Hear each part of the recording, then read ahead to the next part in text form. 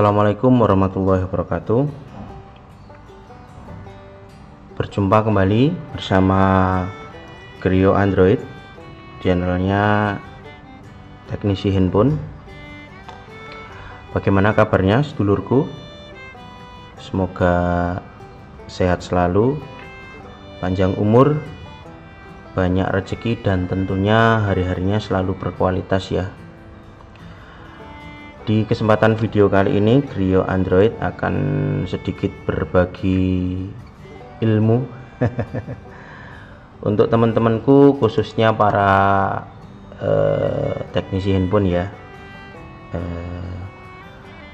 Sedikit akan saya bagikan trik dan tips, dan juga di sini nanti sebagai jawaban saya untuk inbox dari teman-teman subscriber. Ada beberapa poin yang tentunya nanti akan saya rangkum jadi satu video. Termasuk pertanyaannya, apakah bisa digunakan untuk flashing untuk IC Tech Plus, itu yang pertama. Kemudian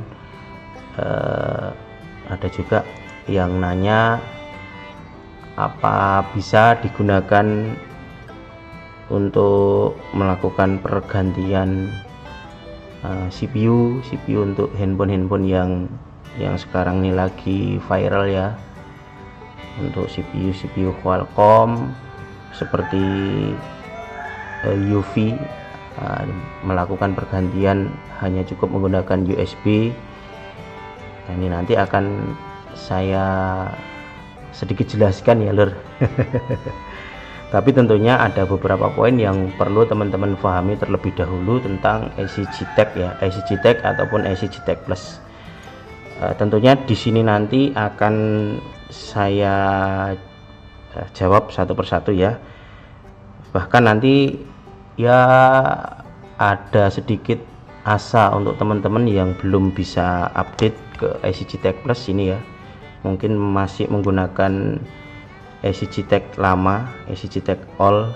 Ini IC Tech All ini kiriman subscriber ya, ini rusak, kiriman untuk diservis, ini sudah bisa dipakai.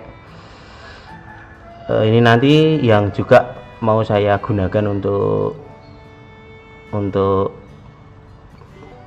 trialnya untuk uji cobanya, tapi nanti akan saya jelaskan perbedaannya di mana. Poin yang pertama dulu, apakah IC Tech Plus bisa digunakan untuk melakukan flashing pada chipset Qualcomm, flashing menggunakan USB tentunya ya. Tentunya bisa ya lur ya. Nah, di sini langsung saja, ini ada bahan Asus ROG 2 ya. Ini sudah langsung saya test point ya. Nah, mungkin tidak kelihatan. Tujuannya biar tidak perlu melakukan test point menggunakan pinset. Jadi langsung saya jumper ya lur, enggak apa-apa ya. Ini hanya untuk praktek saja. Nah, sebelum ke metode eksekusi ini, sedikit saya jelaskan dulu, teman-teman bisa lihat di layar. IC Tech Plus sendiri ini ada beberapa software ya. Ini ada IC Tech Manager, IC Tech Plus 2, IC Tech Tool, kemudian ada IC Tech yang untuk ciprok ya. Ini IC Tech Plus, IC Tech Plus 2, sama satu lagi yang namanya IC Tech SPI Flasher, ini untuk ciprok. Jadi teman-teman nanti bisa menggunakan IC Tech Plus 2 yang sini ya.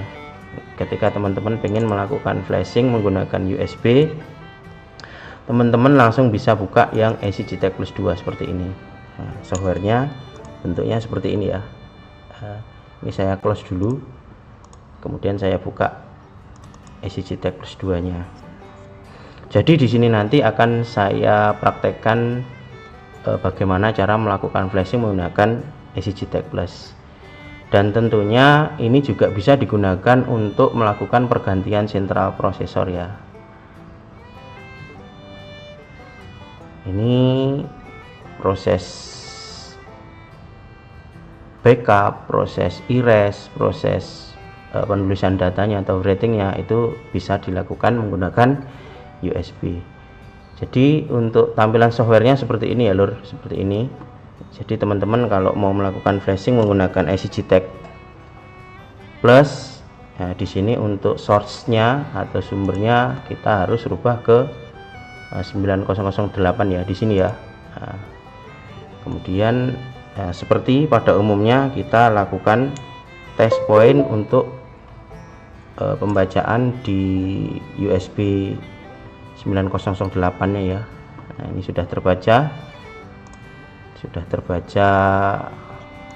di device manajernya sini ya. Nah, di sini bisa dilihat.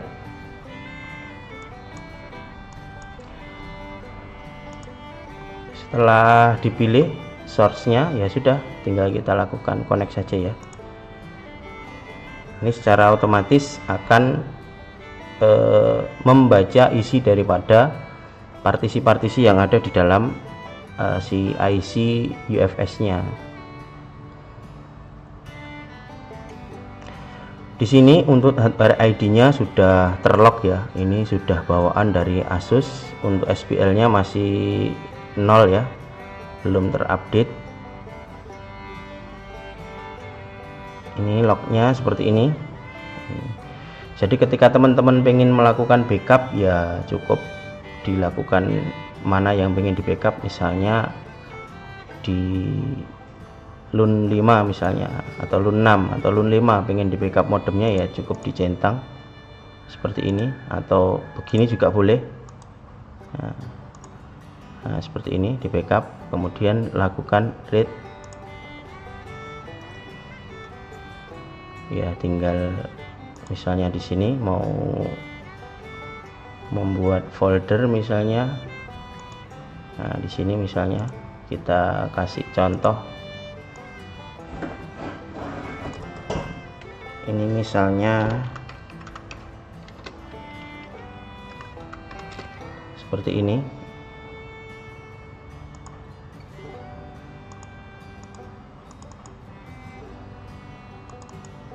Ini nanti secara otomatis akan tersimpan di dalam folder. Nah, ini ya, ini untuk LUN 5 nya sudah kita backup.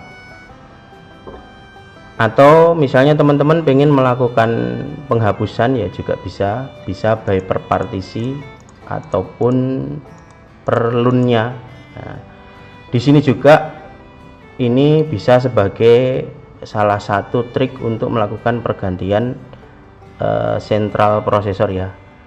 Jadi intinya kan untuk sentral prosesor itu untuk data-datanya itu kan biasanya terenkrip ya antara sentral prosesor dengan IC UFS, agar nantinya si sentral prosesor sendiri tidak terkunci atau terlock.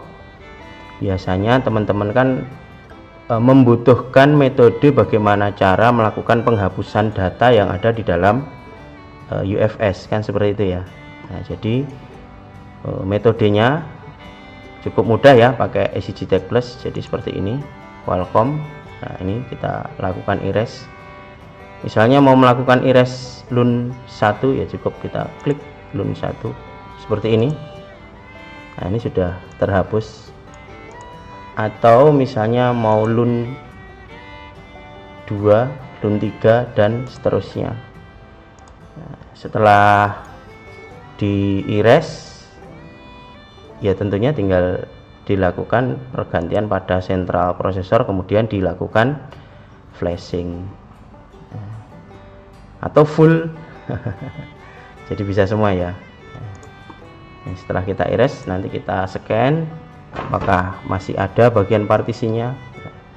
Jadi di sini nanti teman-teman bisa lihat partisi yang sudah dihapus ini juga tidak akan menampilkan user path-nya. User partisinya juga tidak akan terbaca seperti ini. Ini salah satu metode bagi teman-teman bila ingin melakukan pergantian sentral prosesor menggunakan EasyJTAG Plus dengan metode USB ya, tidak perlu congkel-congkel IC UFS. Dan ini juga bisa dipraktekkan menggunakan EasyJetect versi lama ya, yang all ya. Ini yang plus, ini yang all. Dari segi hardware-nya juga berbeda ya, segi hardware-nya juga berbeda. Ini langsung kita praktekkan untuk EasyJetect yang lama.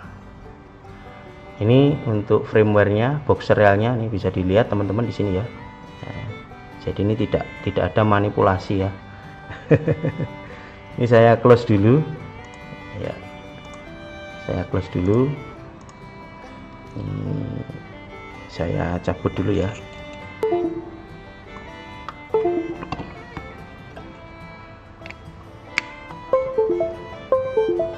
Jadi untuk mengetahui apakah ini EasyJetect Plus atau EasyJetect All atau EasyJetect versi lama, teman-teman bisa masuk ke sini, cari yang namanya Cell C3X, kemudian Cell di sini ya. Jadi teman-teman nanti bisa membaca apakah ini teraktivasi untuk softwarenya apa. Nah, ini bisa kita lakukan card info seperti ini, kemudian kita lakukan hardware wizard.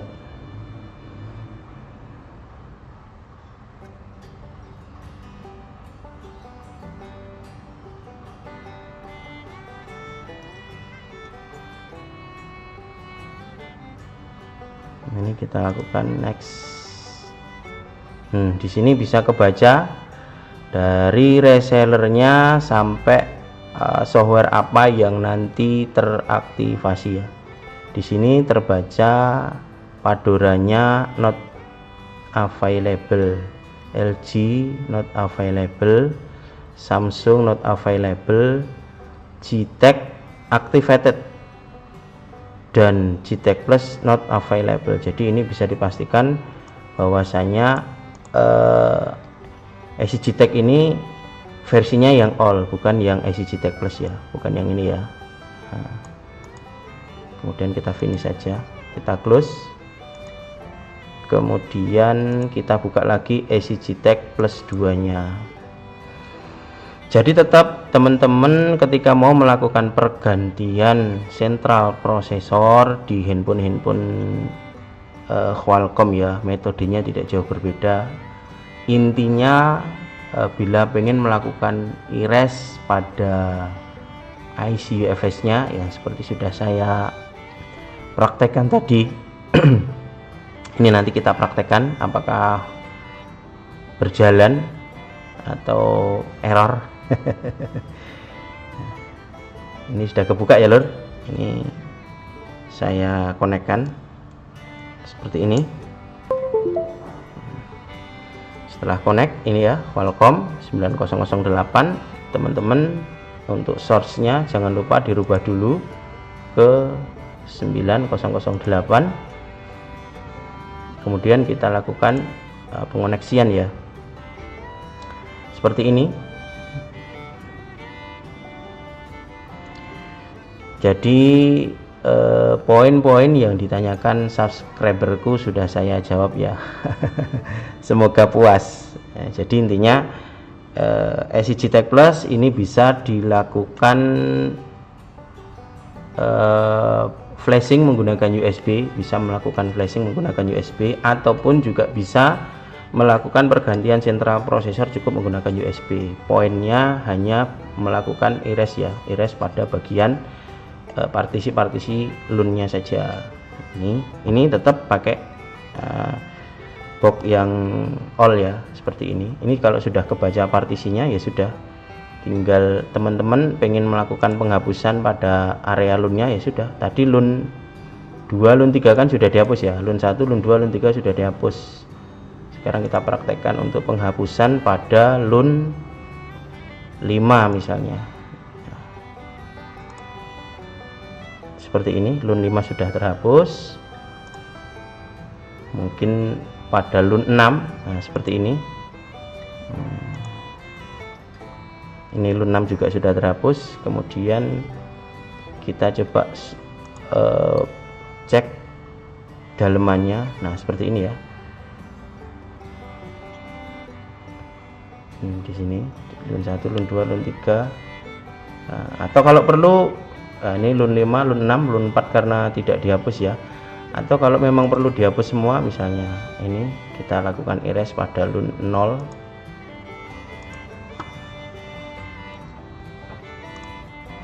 Kemudian LUN 4,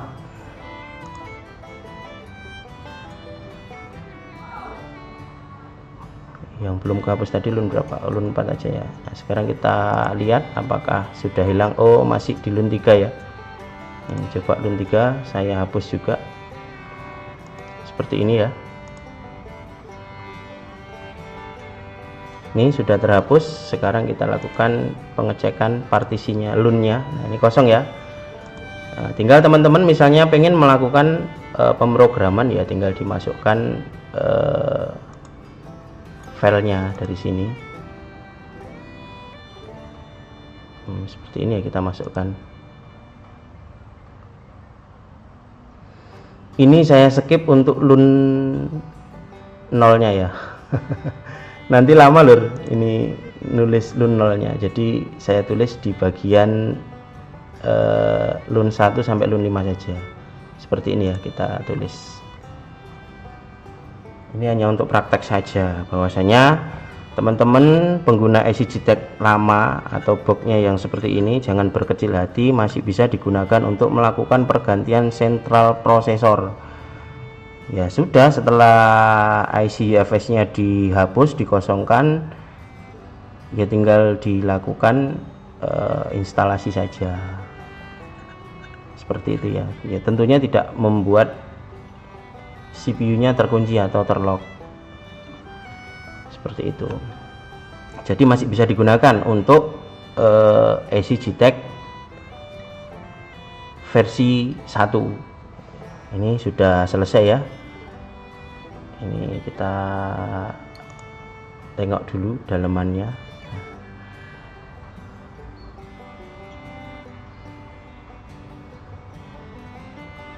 Di sini LUN 0-nya tidak saya tulis ya, jadi misalnya nanti dinyalakan ya handphonenya tetap belum nyala, seperti itu. Jadi poinnya ini tadi hanya untuk menjelaskan teman-teman bagaimana proses melakukan pemrograman menggunakan IC JTAG Plus, baik itu box yang sudah dirubah menjadi plus, diaktifasi, ataupun yang menggunakan box lama ya, box yang masih jadul. Jadi ini teman-teman jangan dipensiunkan, ini masih bisa dipakai. Tapi tentunya ya kalau pengen powerful, performnya keren, fitur-fiturnya sempurna, ya harus pakai yang IC JTAG Plus. Itu tadi lur sedikit penjelasan saya bagaimana cara melakukan flashing menggunakan IC JTAG Plus, termasuk tips untuk teman-teman yang pengen melakukan pergantian sentral prosesor atau IC UFS menggunakan IC JTAG versi lama ya, tentunya teman-teman bisa apa ya, lebih memaksimalkan alatnya. Jadi walaupun pakai alat lama tapi masih bisa digunakan untuk melakukan pergantian sentral prosesor. Oke lur, paham ya lur ya. Seperti yang kemarin sudah saya jelaskan, untuk seri-seri Qualcomm ini bisa dilakukan flashing tanpa menggunakan IC RAM, jadi meminimalisir sentral prosesornya tidak terkunci ya. Jadi tidak perlu nanti test point tidak perlu ya. Nah, ini saya test point karena IC 123 nya terpasang, jadi biar enak untuk nyoloknya. Tapi kalau teman-teman memahami prosesnya ya, jadi lebih mudah gitu loh. Bagaimana agar sentral prosesornya tidak terkunci, bagaimana cara menghapus partisi-partisi LUN agar SPL-nya tidak terupdate, agar CPU-nya tidak terlock. Nah, bagaimana cara nanti backup security agar ketika melakukan pergantian pada IC, mungkin IC MediaTek, mungkin Qualcomm, sertifikatnya di mana, itu ya teman-teman silahkan berkreasi, silahkan melakukan riset agar ya pekerjaannya tambah dimudahkan. Oke lur, itu tadi sedikit tips dan trik dari Grio Android, semoga bermanfaat ya. Jadi bagi teman-teman yang masih mempunyai SCTech lama, jangan digunakan ganjal pintu. Ini masih oke, masih keren, masih bisa digunakan untuk melakukan pergantian sentral prosesor pada seri-seri HP terbaru SM8150, SM8250, bahkan di SM8350 ini bisa semua. Oke lur, sedikit dari saya. Bagi teman-teman yang belum like, komen, dan subscribe, silahkan klik tombol like dan subscribe-nya. Saya ucapkan terima kasih untuk teman-teman para subscriber yang sudah mendukung channel Grio Android. Selalu tetap pantengi channel Grio Android. Saya cukupkan sekian ya lur. Wassalamualaikum warahmatullahi wabarakatuh.